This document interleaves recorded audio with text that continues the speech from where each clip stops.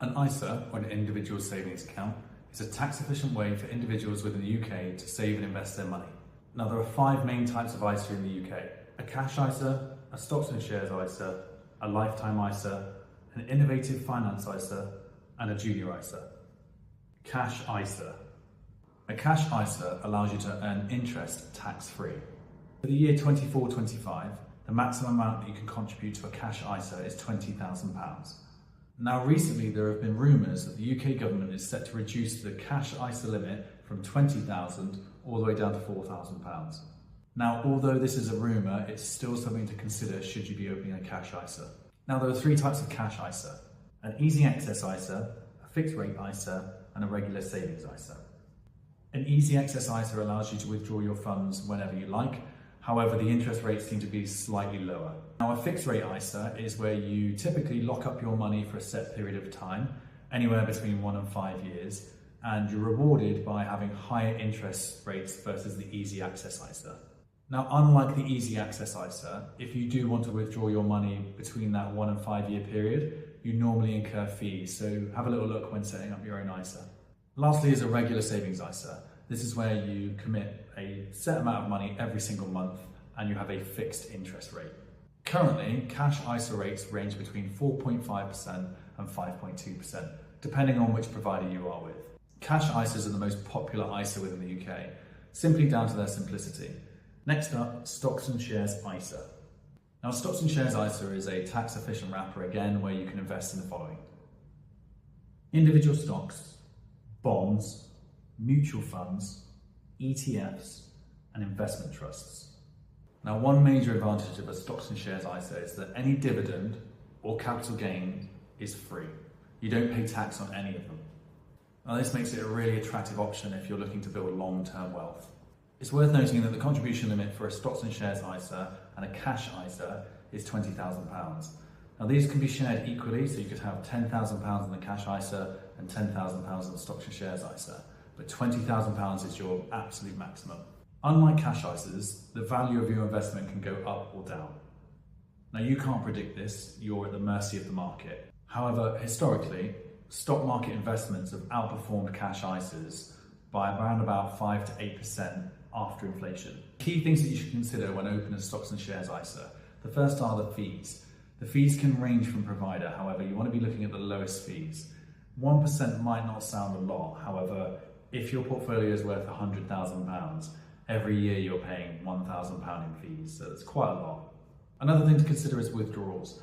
You can withdraw at any time, however, you are at the mercy of the market. If the market suddenly crashes, all of a sudden your investment is worth less. And lastly is transfers. You can transfer your stocks and shares ISA between providers without incurring any cost. It's quite simple, a little bit long, however, you can transfer your stocks and shares ISA from Vanguard to AJ Bell. There is no cost, it just takes a bit of time. Also transfer your cash ISA into your stocks and shares ISA without using any of your allowance up. So let's say you had £5,000 in your cash ISA and you wanted to put it into stocks and shares ISA. You simply go through the online platform, transfer it over, and wait a few weeks and then it will show in your account. If you prefer a hands-off approach, you can utilise what's called managed portfolio. This is where an investor will invest your money on your behalf into certain funds depending on your risk tolerance. Below in the description I've linked a calculator where you can work out how much you could potentially make in the future. It's totally free and it's linked below. Next is a lifetime ISA. A lifetime ISA, or LISA for short, is designed to help you buy your first home. Or if you don't decide to buy your first home, you can utilise it as a retirement savings pot. Now, the LISA is slightly different. Whatever you commit, the government will add up 25% on top. So for example, if you add in £100, the government will put in £25. Now, there is a cap of £4,000 annually. So you can commit up to £4,000 into your LISA and the government will top that up by £1,000. Now, it's worth noting that the £4,000 does contribute to your overall £20,000 ISA allowance. So you can have a cash ISA, a stocks and shares ISA, and a lifetime ISA, as long as you don't go over the £20,000 annual limit. Now, there are a few rules when buying your first home that you need to stick to, and they are that the property needs to be worth £450,000 or less. The second rule is that you're a first-time buyer.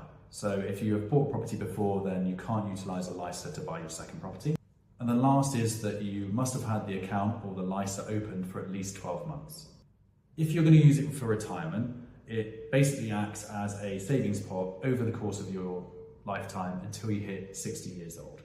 At that point, you can take out the funds tax-free. Now, there are two types of LISA, a cash ISA and a stocks and shares ISA. Now, let's say, for example, that you utilise the full allowance of your LISA. You put in £4,000 into a stocks and shares ISA. The government will then back that with 25% or £1,000 to make £5,000 invested. You can then invest that in stocks and shares, whether that's a managed portfolio or whether you utilise it yourself. The second way is a cash ISA. So utilise all that money that you've saved and the government bonus on top of 25% and put that into a cash ISA. When saving through a LISA, there is a withdrawal penalty if you don't use your money for retirement or buying your first home. Now that fee is 25%. So be really careful. If you invest your money into a stocks and shares LISA and the value goes down and then you need to withdraw your money, you could potentially take out less than what you had initially invested. A LISA can be a great way for early individuals that want to get to the property ladder and buy their first home to save and have a government-backed bonus on top. But be really careful. If you're not using it for a home, then there are different options that you consider and it's not the best retirement saving strategy. Next is a innovative finance ISA. Now, you might not have heard of this one, but an innovative finance LISA allows for peer-to-peer lending. So for example, let's say I was going to lend someone some money and I was to make a gain. Normally that incurs tax and fees. However, through an innovative finance LISA, you don't pay any tax. So that capital gain, I can lend peer-to-peer without paying the government money. As you can see on screen, these are the ways that you can invest in. So you can invest in peer-to-peer lending, which is loaning money to individuals or businesses. Crowdfunding, which is investing in startups and projects that you might consider. Property loans and debt-based securities. Innovative finance ISAs aren't actually that popular. There's two reasons. The first reason is that there are better alternatives out on the market, but the second is that the money isn't protected by the government. For example, you could lend your money and the borrower of your money default on their payment. You're not actually covered to receive any sort of protection because you have lent your money in this way. It could also be that you've locked up your money for an extended period of time. So if you need to access that money, you legally can't. Another thing to consider is fees. Fees are really high with innovative finance ISAs. They aren't the easiest to get into and they're very complex. So just do your research if you are going to look at these. However, not many people use them and I wouldn't advise looking at them either. Lastly is a junior ISA. A junior ISA allows for parents or guardians to save for their child's future in a tax efficient way. So the annual contribution for a junior ISA is £9,000. Now the benefit of this is that it doesn't actually come out of your personal ISA allowance because technically it's not your ISA allowance, it's your child's. So you can pay in £10,000 into a cash ISA, £10,000 into a stocks and shares ISA and still pay £9,000 into your child's junior ISA. Now, only parents or guardians can open a junior ISA, however, anybody can contribute. So that means if a child has a birthday and you receive money, all of that money could go into that pot. Now, it's worth noting that the money is locked until the child turns 18, which is when legally that junior ISA turns into a regular ISA. Now, again, there are two types of junior ISA, a cash ISA and a stocks and shares ISA. So for example, if you kept your child's money in a cash ISA, and then when they turned 18, they legally have the right to change that and put that into a stocks and shares ISA. Now, if you want to give your child the best head start financially, a junior ISA is no-brainer. For example, if you invested the full £9,000 at the day of your child's birth, when they turn 18, they've got over £160,000 in that account, and that's without any interest. On screen is a really basic view of which ISA you should be considering depending on your goal.